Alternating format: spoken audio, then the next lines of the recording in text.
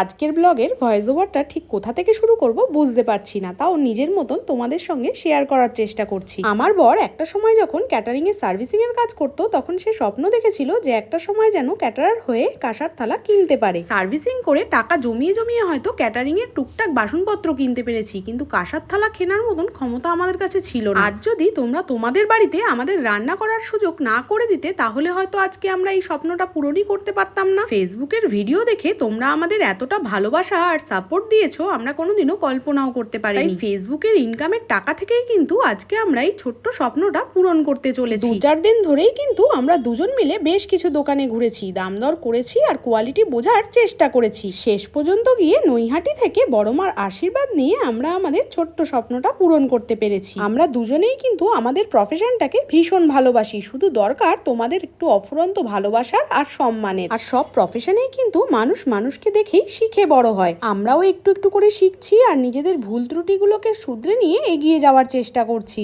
এবার থেকে তোমরাও যারা যারা বাড়ির অতিথিদের কাঁসার থালায় আপ্যায়ন করতে চাইবে, আমাদের কাছে অর্ডার করলেই কিন্তু আমরা কাঁসার থালা প্রোভাইড করতে পারবো। আমরা যাতে দুজন দুজনকে সারা জীবন ব্যবসায় এইভাবেই সাপোর্ট করে যেতে পারি, এই আশীর্বাদটুকুনিও করো। চৈত্রের দুপুরের এই ঠাটা পোড়া গরমে চললাম কল্যাণী রোড হয়ে বাড়ি।